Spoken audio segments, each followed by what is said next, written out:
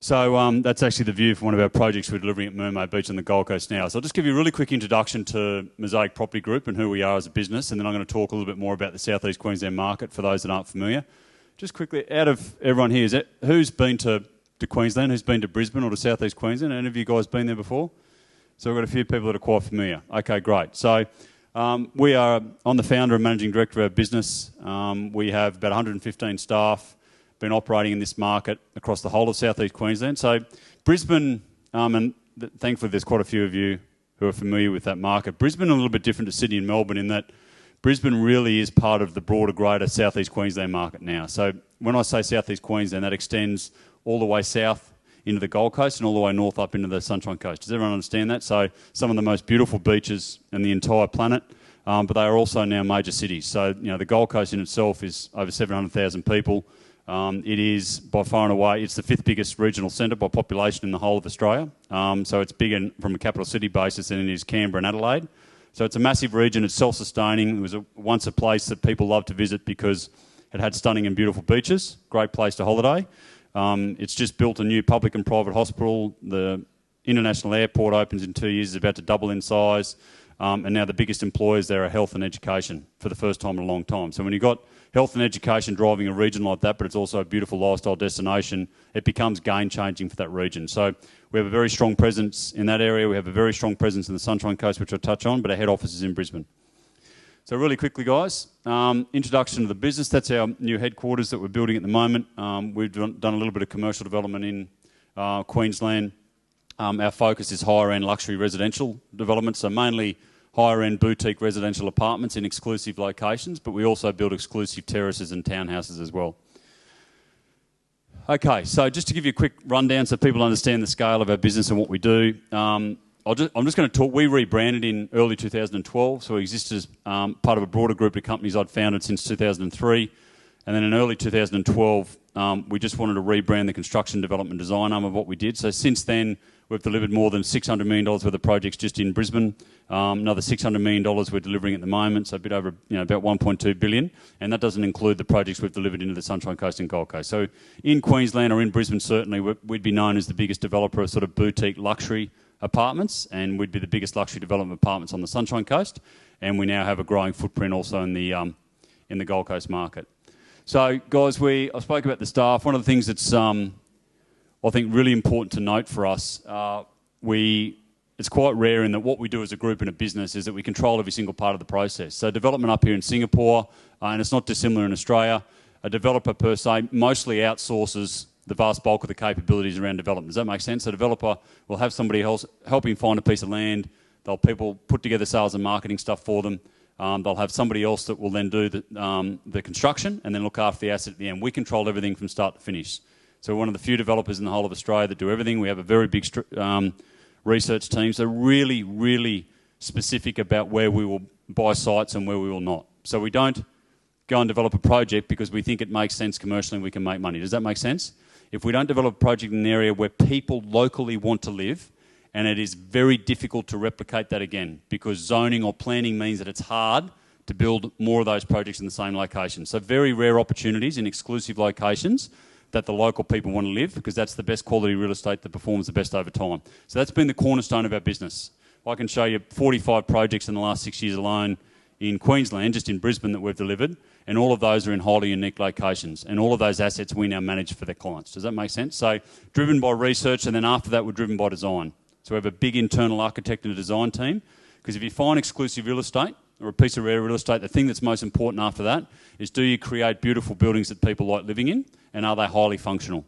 So there's one thing for a building to look beautiful, but how does it stand the test of time? So how does it wear over time, and what is it like to live in? So for us, we're fortunate enough that we have many people in Brisbane alone, about 1,000 that live in, 1,000 different apartments, so a few thousand people that live in previously completed Mosaic projects. And so we spend a lot of time with those people, and we spend a lot of time because they drive the evolution of our design over time. Does that make sense? The best place to get feedback on how you can improve what it's like to live in a building is for the people who actually lived in your previous buildings. So we do a lot of work with current people who live in previous Mosaic projects. Does that make sense? So you get the design right, you create beautiful buildings, and then post that it has to be highly functional. And then the other ones are how we deal with our clients and the amenity provide. So over time, as there's been more demand for our brand in these exclusive locations, one of the things that we're finding locally, guys, and this is really important for our expats and be very important for you guys if you're looking to buy property in Australia, is you need to understand what is it that drives the purchasing decision of local owner-occupiers. Does this make sense? Because one of the things that's happened in Asia, and we've seen a lot in Sydney and Melbourne, is a lot of people from Asia, it doesn't matter whether that's Singapore, Hong Kong, Malaysia, China, is they've actually purchased property based on the fundamentals of how you might purchase property in Asia. And that is the biggest high-rise in the middle of the city, above some retail and commercial. But typically in Australia, that's not what local people buy. That's normally smaller investment-grade product that's sold into the rental pool. And so what happens is a lot of Asians have bought into Australian market on the basis that if they go to resell that property, the only person they can sell that to is another Asian investor, because Australian people will not buy it, they will not live in that property. Therefore, it performs poorly over time. So one of the things I encourage you guys, and you've got a lot of good people here to talk about on the weekend, and certainly SMATS, is to understand what drives the purchase decision for the local people in the market you're looking at, because that is where the greatest gains go to real estate. Does that make sense? Because it's highly competitive locally, but that will also be the buyer of your resale. Because the only way, yield's really important. You know, any offsets you can get around tax are really critical, or offsets around how you finance the property, all really important. But the most important thing is how much is your property worth when you sell it at some point in the future. And it will only make a lot of money if that property's sold to somebody locally who wants to buy it and it's in demand. Does that make sense? So that's a big part of what our business has done over a long period of time. We have our greatest buyer profile. So most of the people who buy our product are owner-occupiers, and then investors who want to own blue-chip real estate to make money over time. Our biggest buying group is repeat buyers. So we have several hundred people that own more than one Mosaic property. We have many that own 2, 3, 4 and 5, and we have many that refer their families and friends. And so our philosophy is we're a family business. We control every single part of the process, and by doing that, we make sure we deliver on our promise and commitment to our clients. They have a great experience, they love living in it, they make money, they come back and buy again, and they tell their friends. So that's the cornerstone of us as a group, guys, and it's driven by these things. The enduring value piece is really important. One of the things I just talk about, the award stuff, is something that we never used to talk about in the past, but in the last 4 to 5 years we've realised that entering our projects in things like local architect, design, construction, development awards for highly reputable industry bodies has been really important to recognise the contribution of our team. And so we've been lucky enough to do really well there, and we say that with the greatest of humility, because that's not what drives us. What drives us is that we have happy clients and they come back and want to buy off us again. But you know, in the last 2 years we've been very successful. Last year in Queensland, for example, we're the most awarded developer in the whole state, and that includes up against the public listed companies. So our brand holds a lot of currency in the local market where we operate. I just want to talk quickly to this. When Steve talks about supply, Brisbane missed the Sydney and Melbourne property boom. We had a mini construction boom in apartments inside the CBD, for those that know Brisbane, between 2014 and 2017. Brisbane's peak supply thankfully ended about 20 months ago, so we're at the tail end of that.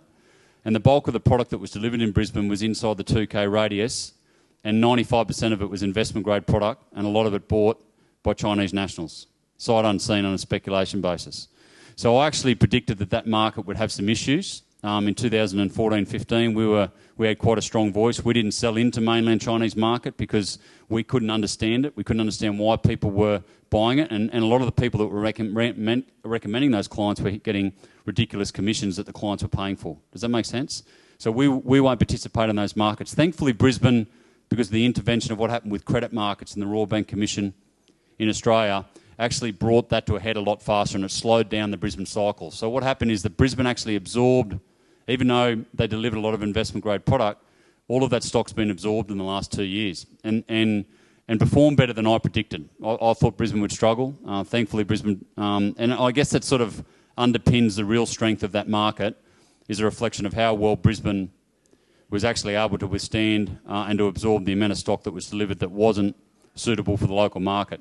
So in that time frame, there was no product that was delivered for owner-occupiers, or very little. When I say no, a very small percentage. So of 20,000 apartments that was delivered in that peak boom period, you had about 1,000 of those apartments that I would deem local suitable to local owner-occupiers, whether that be upgraders or downsizers.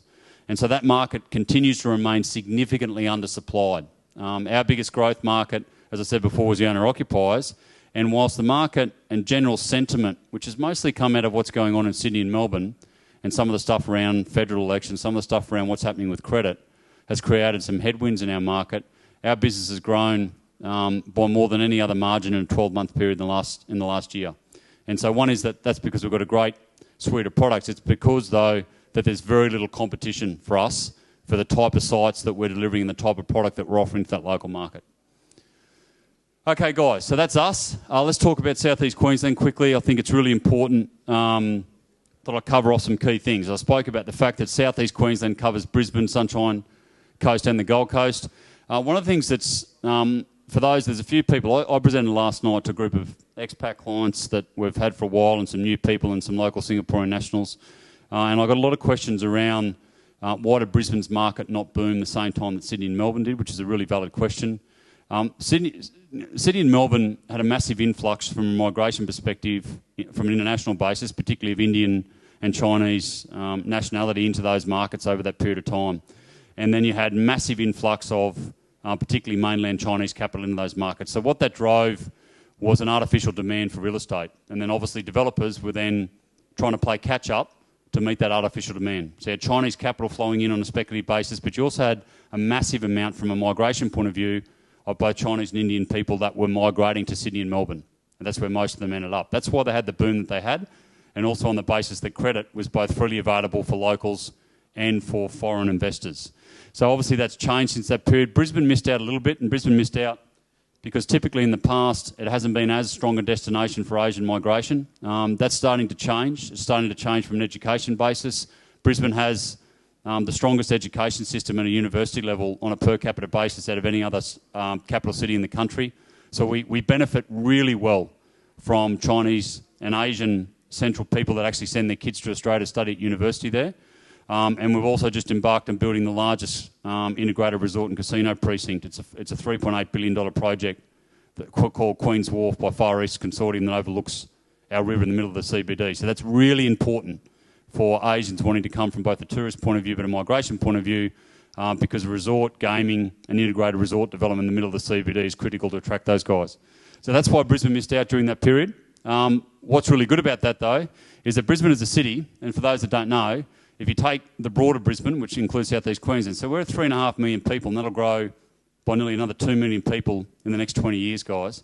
And as Steve was talking about before, Brisbane struggled to keep up from an infrastructure spend perspective during that period when Sydney and Melbourne were really, really strong. And that's really shifted in the last 4 to 5 years. We've got more stable leadership at a state politics level, and we've had a great Lord Mayor in Brisbane for the last 9 years, who I have a very good relationship with, Lord Mayor Graham Quirk. So from that point of view, I think that stable leadership at a political point of view and the willingness to invest both state, local council and then secure federal funding for major projects has been absolutely game-changing for what's happening in Queensland. So very strong interstate migration. So Queensland now picks up 70% of all interstate migration in Australia. Does that make sense? So of all of the people moving internally, so this is local people, either PR or local residents, so citizens, 70% of that interstate migration now is moving to Queensland, and that's gathering pace. So why is that? Why are people moving to Queensland? Steve spoke about lifestyle before. Well, I can tell you that it's a lot more than that. So one of the things that's really important is that we have really low vacancy rates. We have high yields that are climbing because supply, off the back of what happened on the credit markets, dropped off considerably. So we don't have anywhere near enough supply to meet what the local people want to live in. So you've got significant undersupply. That's driving low vacancy and climbing yields. We've seen gains of between $50 and $100 a week across our entire rental book. And of our 1,000 properties that we manage that we previously built that under rent, we have a 0% vacancy rate. So that tells you that the market is having some growing pains around demand for quality property to both buy as an owner-occupier but also live in from a rental perspective.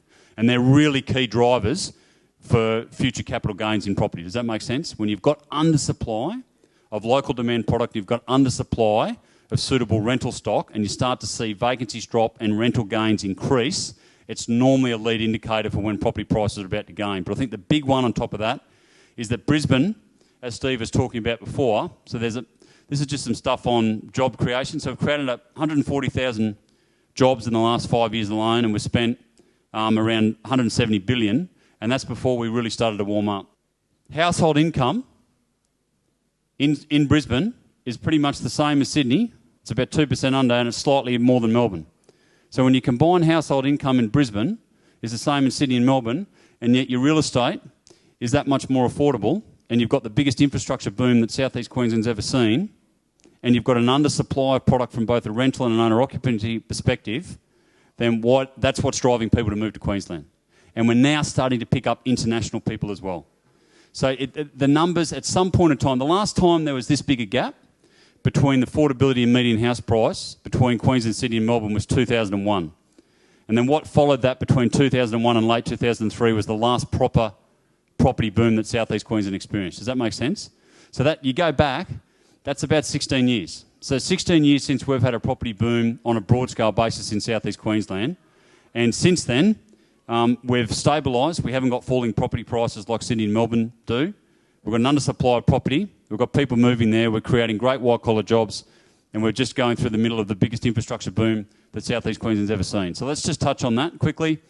So currently there's $70 billion in committed infrastructure projects that are being delivered, not proposed, that are funded and being delivered inside the South East Queensland market. And that's across Brisbane, Sunshine Coast and Gold Coast.